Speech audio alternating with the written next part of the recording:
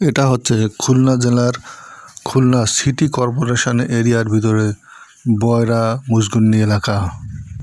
একটু ভারী বৃষ্টি হলেই খুলনার বেশ কিছু জায়গার মধ্যে এই এলাকাটাও ডুবে যায়। সঠিকভাবে ড্রেনেজ ব্যবস্থা না থাকায় পানির জলাবদ্ধতা বেড়ে যায়। মনে হয় যেন রাস্তা দিয়ে স্পিডবোট বা নৌকা চলছে। স্বাধীনতার 53 বছর হয়ে গেল, কোনো সরকারই খুলনার উন্নয়নের দিকে তেমন একটা নজর দেয়নি। তারই ফলস্বরূপ এই জলাবদ্ধতা। ঢাকা চট্টগ্রামের বিভিন্ন রাস্তায় এরকম জলাবদ্ধতা, পানি সহ গাড়ি চলার সাথে সাথে যে ঢেউ হয় তার সঙ্গে মানুষ গান লাগিয়ে দিচ্ছে, জয় বাংলা জিতবে এবার, সেই প্রতীকের কথা বলছে। উন্নয়নের জোয়ারে ভাসছে দেশ তাই, অমুক অমুক অমুক আবার চাই। আমি মনে করি কোনো সরকারই এককভাবে এর জন্য দায়ী নয়। স্বাধীনতার পর থেকে যত সরকারই এসেছে সকলেই এর জন্য দায়ী।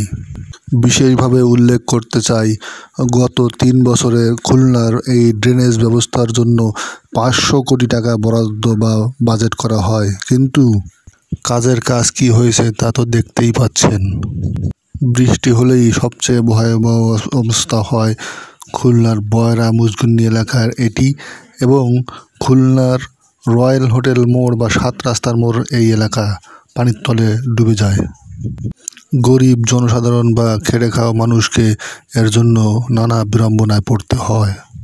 অনেক অটোরিকশা চালক বা বাইকারদের গাড়ি রাস্তার মাঝেই বিকল হয়ে আটকে থাকে। খুলনাবাসীর দীর্ঘদিনের প্রাণের দাবি ড্রেনেজ ব্যবস্থা, কিন্তু কোনো সরকারই এই চাওয়া বা দাবি পূরণ করতে পারেনি। স্বাধীনতার 53 বছরেও খুলনাবাসী এই সুবিধা পায়নি। জানি না আরও কত বছর লাগবে এই সুবিধাটা ভোগ করতে হলে।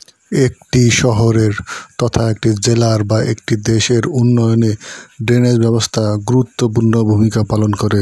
সেই হিসাবে বলা যায় খুলনাবাসী এদিক থেকে অনেক পিছিয়ে রয়েছে। খুলনাবাসীর এই পিছিয়ে থাকার কারণটিকে অগ্রাধিকার ভিত্তিতে গুরুত্ব দিয়ে সমাধান করতে হবে, এটাই সকলের চাওয়া। সকলকেই যার যার জায়গা থেকে দাবি উপস্থাপন করতে হবে, তবেই হয়তো সমাধান হবে।